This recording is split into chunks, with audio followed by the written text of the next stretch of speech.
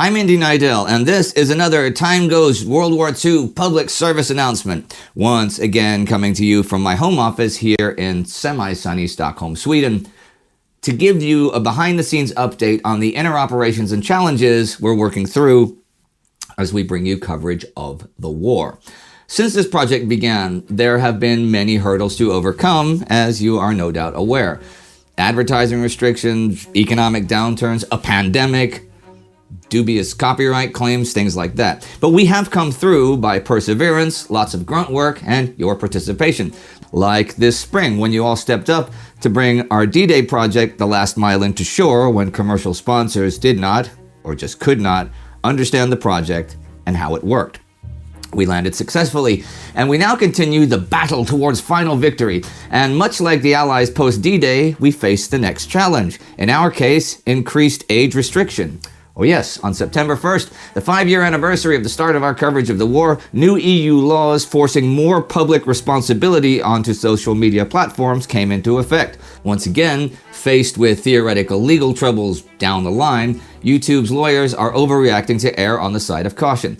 Let me be clear, the laws in question do force YouTube to age restrict potentially shocking and violent content, but they do not apply to educational content for those over 13, the lowest permitted age to use YouTube.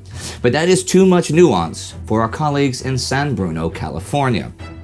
At the time of this recording, more than half of the videos we have uploaded in the past couple of weeks have been age restricted. This is far, far higher than just a year ago, where an age restriction could maybe come once a month or so. Now you might be thinking, what's the big deal? Pretty much all our audience is over 18 anyway, right? Right. But see, it doesn't really have much to do with younger viewers. It has to do with how this affects adults. When a video gets age restricted, it's much less likely to be recommended by YouTube. It's harder for adults to view even when it is, since verification can sometimes mean uploading ID documents in some places, and in some countries the video just gets completely blocked. And very importantly, the ad revenue plummets to close to zero. That last part, as one may guess, puts an immediate dent in our capacity to produce the type of content we think does the war justice. Sure, there's also the whole discussion of whether educational content about the war should be restricted for people between 13 and 18, and I'm happy to hash that out at a later date to all and sundry. But I will say again though, the laws in the EU says it should not be restricted. On the contrary, European laws explicitly exempt educational content from such restrictions, out of public interest in educating the younger generation about the histories and dangers of wars and conflicts and their remembrance. So if every video of ours gets age restricted, our adult audience will not grow. And that's not great for us, because membership in the TimeGhost Army, which enables us to do this in the first place, is proportional to the size of the community at large. And because our mission is first and foremost to share knowledge of our past in all its beauty, ugliness, horror, and heroism freely and easily accessible to people around the world. The short of it is, the number of new people discovering this channel is going to drop dramatically. And boy, I think they're gonna miss out, because as of the time of this filming, major spoiler alert, we're exactly 1 year away from Victory in Japan Day. That means we have one final year of the war left to cover. And what a year it's gonna be. In the next 12 months, we're gonna cover the liberation of concentration and death camps across Europe, the leveling from the air of entire German cities and the firebombing of Dresden, the liberation of the rest of Western Europe and Italy, fights like Market Garden, the Battle of the Bulge, the advance of the Red Army on Berlin, the titanic last stand of the forces of fascism against the Red Army in Budapest, the island operations on Peleliu in the Pacific, Leyte and the liberation of the Philippines, Iwo Jima, Phase 3 of Ishigo in China with the Japanese coming north from Vietnam, the struggle between the Chinese nationalists and Chinese communists for control, the battle for Berlin, the long-awaited end of Adolf Hitler's ability to fan the winds of hatred and war, the burning of Tokyo, and near the end of the story, the only detonation ever of not one but 2 atomic weapons during wartime, and the beginning of the atomic age. There is so much left for us to cover. Almost every episode I research and write is longer than the last.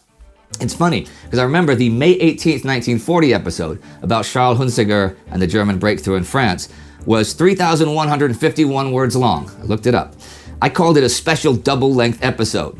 Well, episodes in September 1944 crossed the 4,000 word barrier, and those are just regular old single-length episodes. We obviously have to finish this off, and with the same quality it's been these 5 years. To do that though, we need to ask you one more time to join us in making it possible, but a bit differently than before. Okay, Astrid, our CEO and in charge of our finances, has looked at the numbers and told us that to keep things on track, we need to enlist another 1,000 new recruits into the TimeGhost army, even just short term. That would compensate for the financial effects that age restrictions and the general downturn in online ad revenue bring. Over the next week, we'll be gently reminding those of you who are considering pledging to join the 1,000-man TimeGhost Army recruitment drive. We are pretty certain you do not want us to sanitize our coverage of the war and make it a cartoon of itself. So we're once again reaching out to you because we know you want to see this fight through to the end, and so very much do I. And if we can hit that goal, we have one extra item we will add to our production schedule. You see, if YouTube doesn't want us making content about war, then by gosh, we'll make them the content we know they want. We know it from experience. If we hit 1,000 new recruits at any level, we will produce a spectacular full 20-minute program of cats on vacuum cleaners. Yeah, huh? Oh man, remember that? Who could forget, right? July 24th, 1940. Go check it out. You'll get 20 minutes of cats on vacuum cleaners, featuring more cats on vacuum cleaners than anyone has attempted before, or something. But more than anything, your participation, or the new recruits' participation, will create the grand conclusion of what is already the most extensive video documentary series of this war ever made.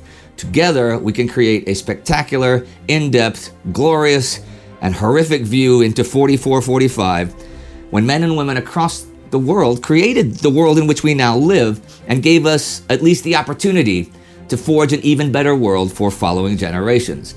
And if you are not already a member of the finest community on YouTube, the heroic TimeGhost Army, well, my friend, go to timeghost.tv or patreon.com to sign up today. Excelsior!